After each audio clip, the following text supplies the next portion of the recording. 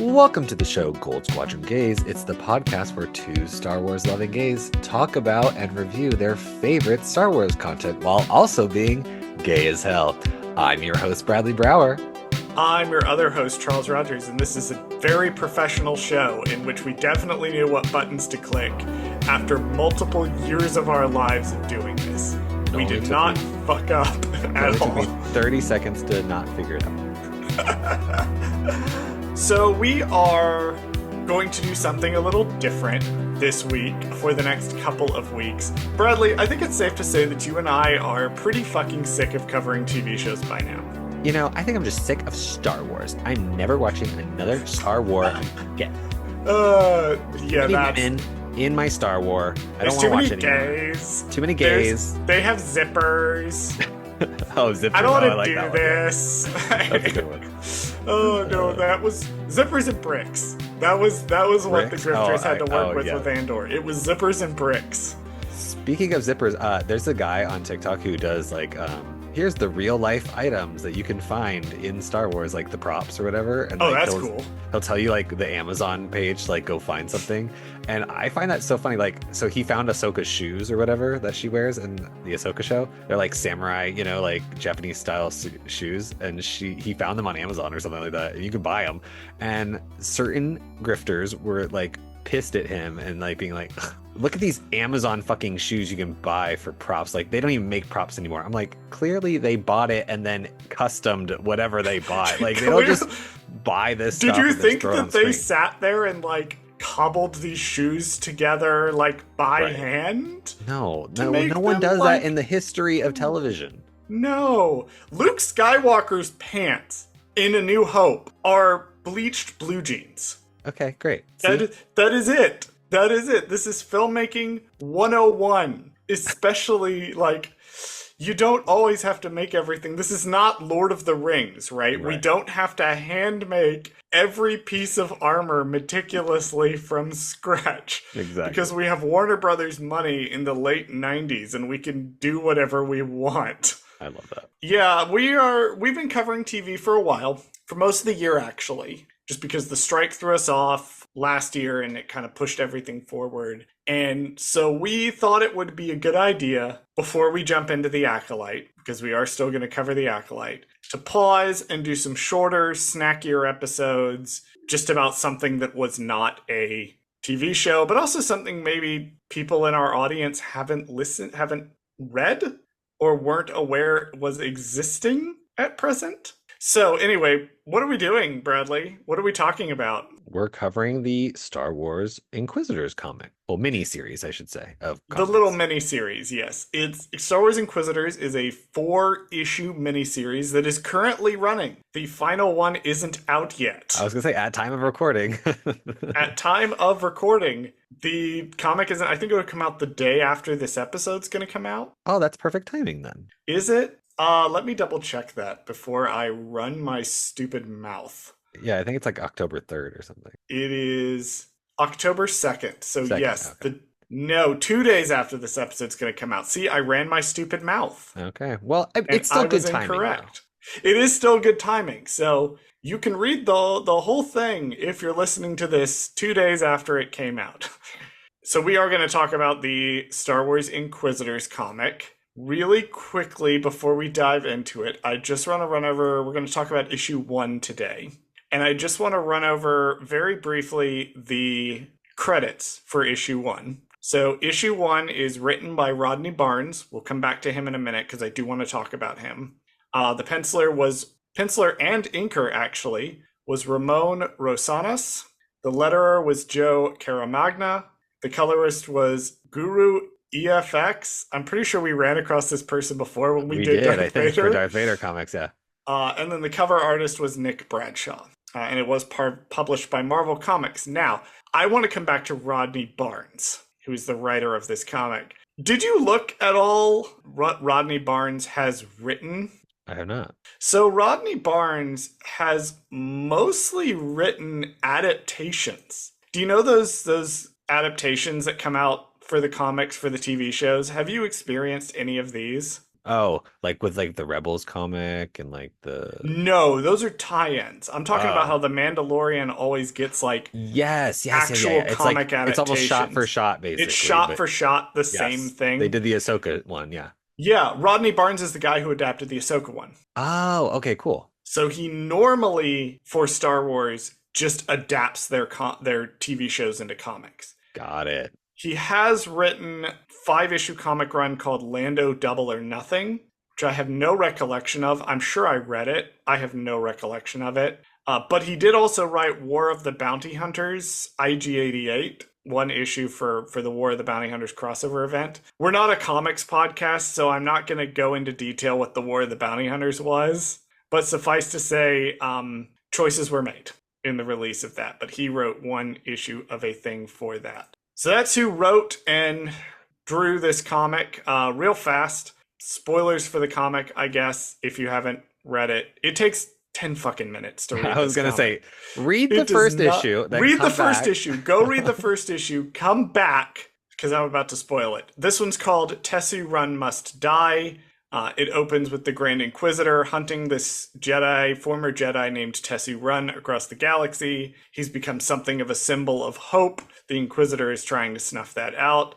TENSU Run is very reluctant to do any of this. He doesn't want any part of this whole Jedi business. He's just like, I kind of have an understanding of what I mean to people, but I'm also not fully embracing that proactively. The Grand Inquisitor does manage to track down his mentor, Master Elan, and brutally, violently murders him and every Jedi around him. And then TENSU Run is like, well, shit, I guess I gotta go after the Inquisitors now. And that's the comic.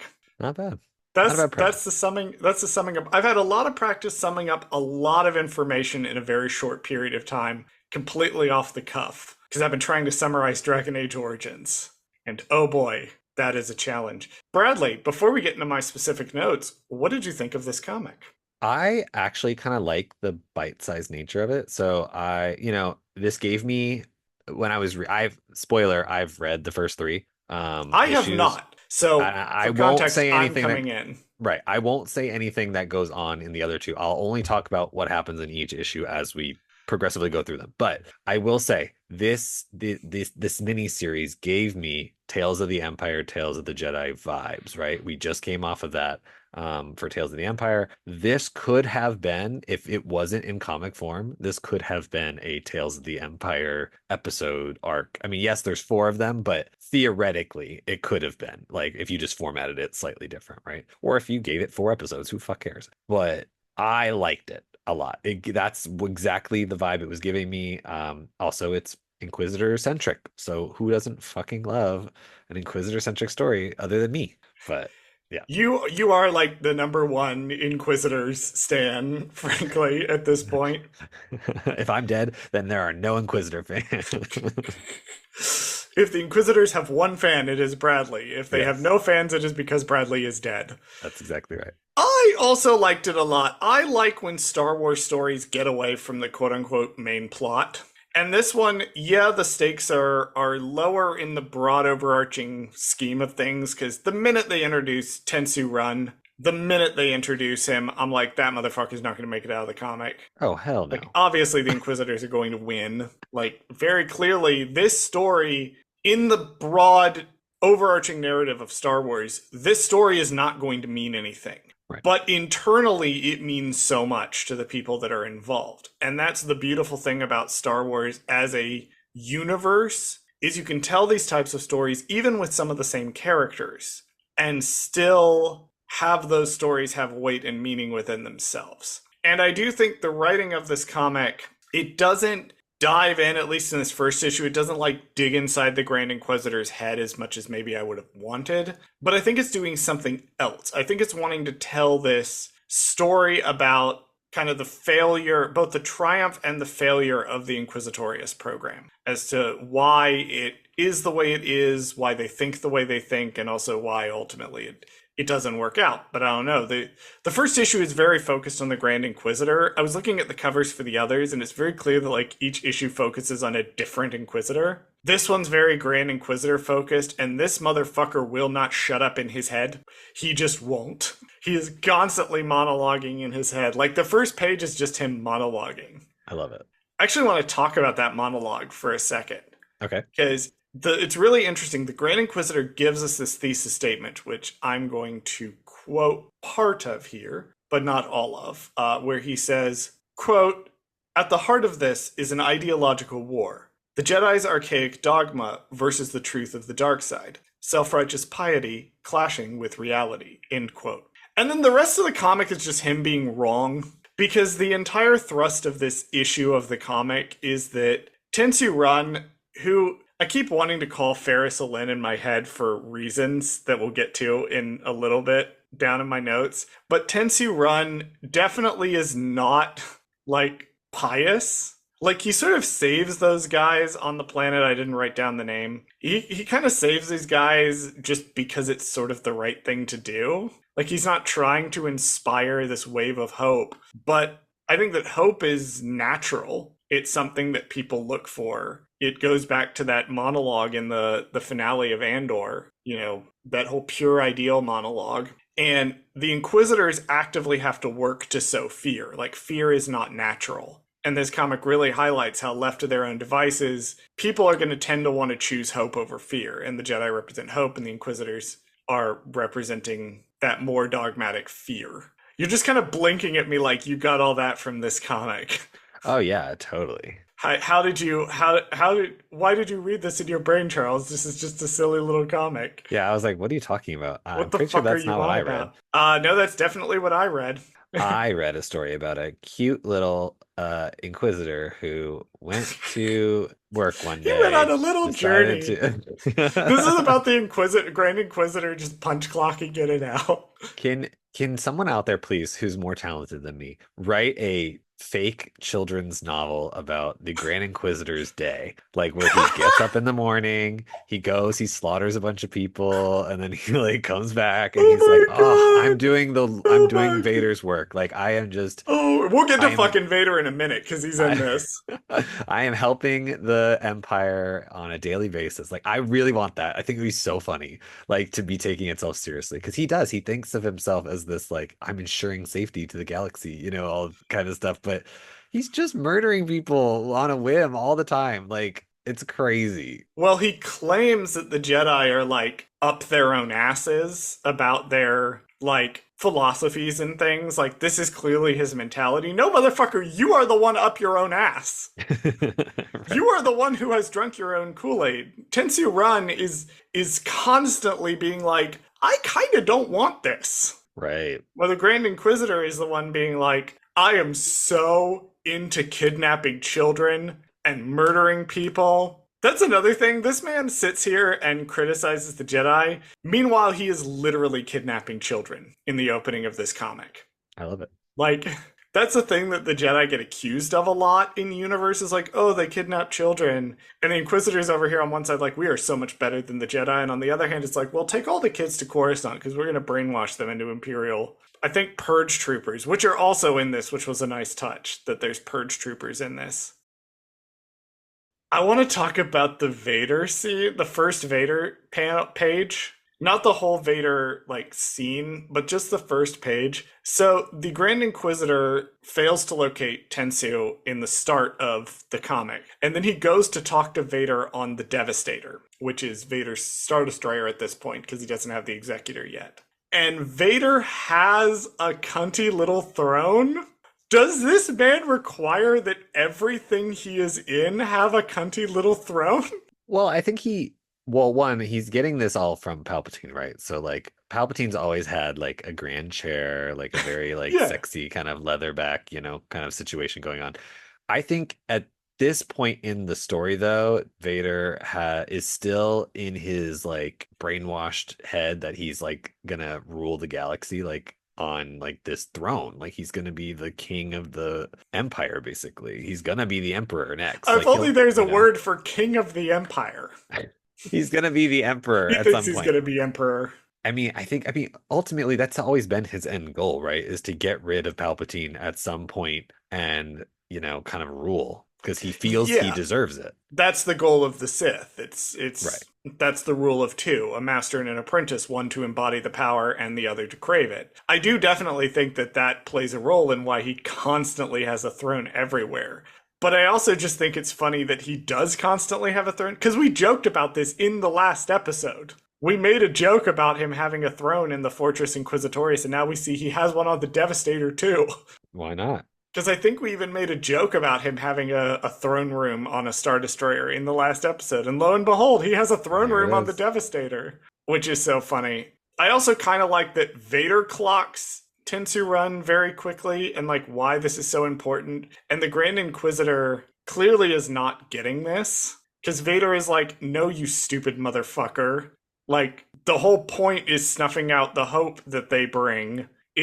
You're not going to be able to manage this. I'm calling in everyone else. We're doing Inquisitor like team up Inquisitor time of the now. week. We're doing Inquisitor of the week now because I, Vader, decreed this is what the plot would be. I do want to also add a little note here. Did you notice you would appreciate this, Bradley. Did you notice what Jedi Starfighter TENSU Run is using in the flashback when he attacks the Imperial facility? It's colored very particularly to one that we've seen before. Did you notice the design of it? Because we don't see that design very often. No. That is an Attack of the Clones Jedi Starfighter. Media always tends to use the Revenge of the Sith Jedi Starfighter. Right.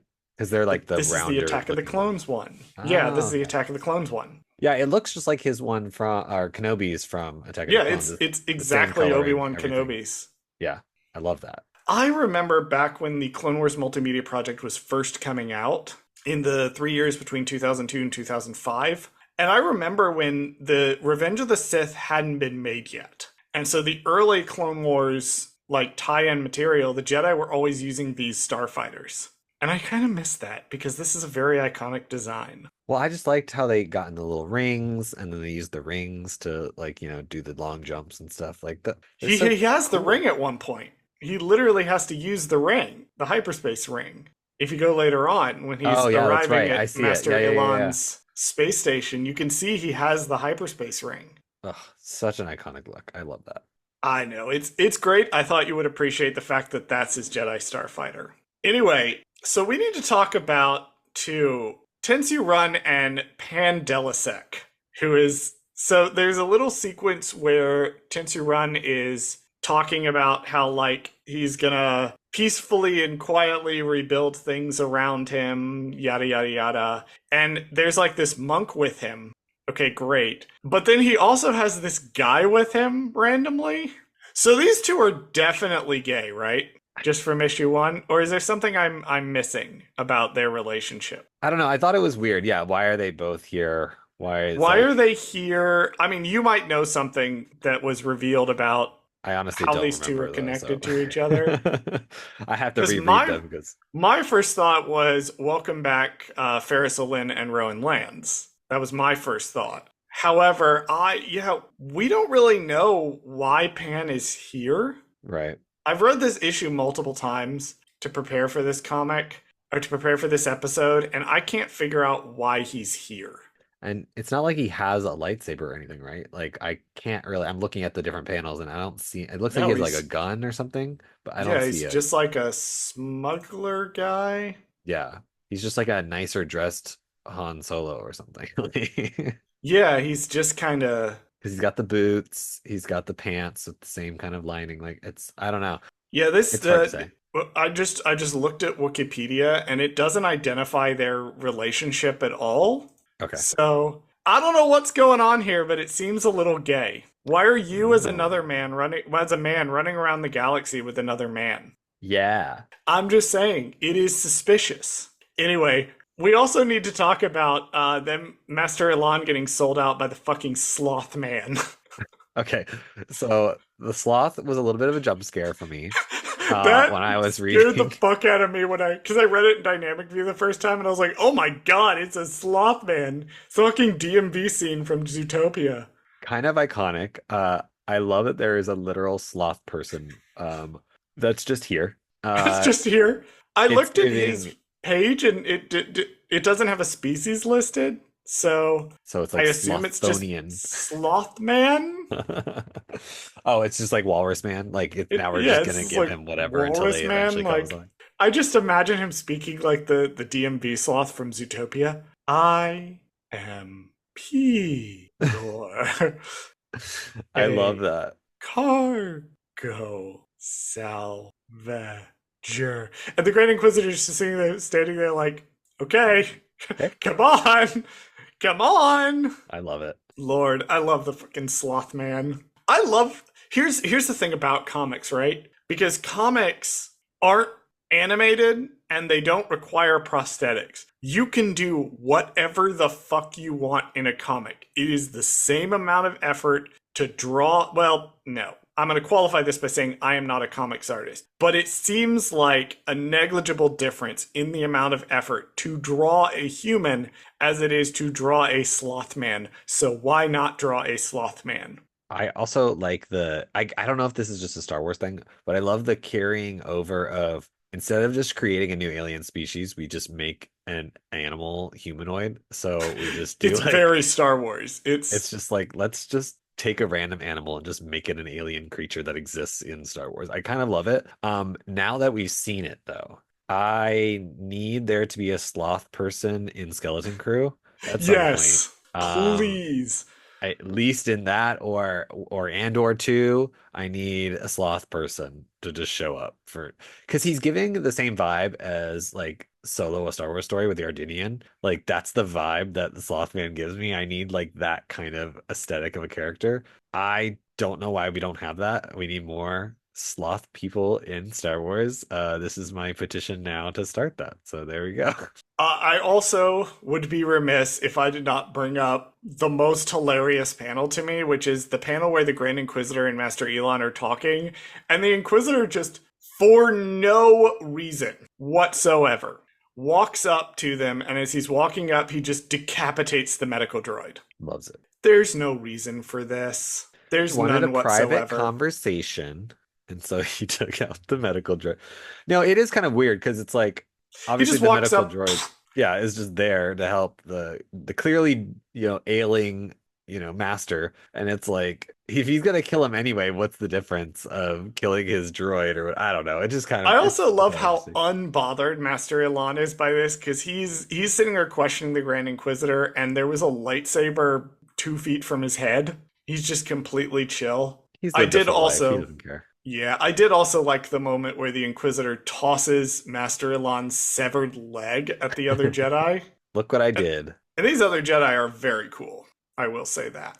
My final note that I wrote down, I know that's not R5D4 in the third to last panel, but I want to believe that's R5D4 because it looks a lot like him. Yeah, I guess that's the problem with the coloring in Star Wars because it's like everybody's gonna have the same iPhone, and so everybody's gonna have the same droid colors as well. I feel like there's only 6 different colors that they can pick from. Yeah, I know this is not him, but it would be funny if R5D4 just kind of showed up in this comic randomly for no reason. Yeah, it's like, why was he here this whole time? That's a whole nother story. Like, also, I don't know if this is a mistake, actually, now that you bring up that looks like R5D4, because in the earlier comic, or in the earlier flashback scene where the droid's in the ship, it's not the same. Maybe he got a new droid? Or it's his boyfriend's droid, I guess. Because in the panel where he shows up to Master Elon's space station, if you look really closely, that unidentified R5 unit is in the thing now. Interesting. Yeah, you're right. That's when it is. But if you go to the flashback, in the flashback, he's using a completely different droid. So maybe that droid gets destroyed in that possibly encounter. I don't know. That's. Oh, it does. It does. It does. I see it. The guy shot. The stormtrooper shot it in the head. It explodes. Oh yeah, it's real blink and you miss it. Well, see, now I feel bad because I just tried to be like, haha, we gotcha. And then just kidding. We just don't have context clues and we just didn't look at the panels close enough. We just can't read. Yeah, okay. So the moral of this story is check and make sure that the character didn't die violently in a previous panel before making a joke about them dying. Fair enough. Whoops.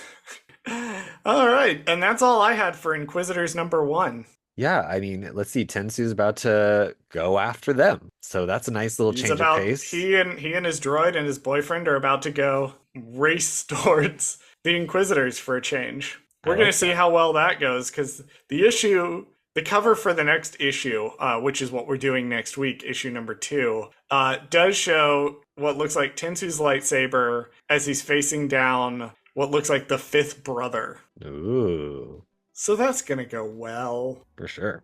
I'm sure that'll be fine. All right. Bradley, do you have any final thoughts on Inquisitors #1? Because I've said basically everything I want to say, and we're right up actually to the point where I was hoping we would be in recording this episode. I mean, my final thought is just, I like the slow build. I think you're right. I like the idea that every single issue is going to focus on a different Inquisitor/Inquisitors. So I think we're making good progress. I start with the Grand Inquisitor. Let's work our way up to the next couple ones. But Fifth Brother's upcoming. I'm ready. Yeah, final thoughts. I like this comic issue. It means really nothing in the grand scheme of things, but I am totally okay with that. And that's kind of the beauty of what comics can be, is here's a little story about the Inquisitors. It's not going to have any bearing on any of their appearances elsewhere, but you know what? We're just here to vibe and have fun. All right, next week we're doing Inquisitors #2, Pluggables. Bradley does a bunch of reality TV, and you can find it on such streaming services as Bravo and Peacock. I don't know if they actually have streaming services, but wherever Bravo and Peacock have shows, you can watch them, including shows like Temptation Island, Married to Medicine, and the current recent one, The Circle Season 7. It is Season 7, right? I feel like I'm constantly having to check that. Season 7 on Netflix, yep. Because you did Season 6 and then Season 7. Correct. Great. You can find me on the Star Wars TTRPG podcast For Light and Dice. You can also find Bradley on the same podcast as the voice of Kosov. So that's fun. We do that with a bunch of really cool other creators. I also write gay books, and you can find them on Amazon Kindle, called Beach House Studios. It's about porn people doing crimes. I like that. Listen, simple they answer, work yeah. at porn and they do crimes, Bradley. Okay, I like it. It's literally be gay, do crime. But like, anyway, that was it for the Pluggables. Let's run the socials so we can go about our weekend. Thank you for listening to this episode of Gold Squadron Gays. Did Charles fuck something up? Email us at goldsquadrongays@gmail.com to let us know. You can also find us on Twitter at @GoldSquadGays, and you can find us on TikTok and Instagram at @GoldSquadronGays. You can also find us on YouTube at our Gold Squadron Gays YouTube channel, where we post full episodes of this show. Finally, if you liked the show, don't forget to rate us and give us a review on your favorite podcast platform. That allows other people to find our show. As always, thank you for listening to Gold Squadron Gays, and we'll see you next week.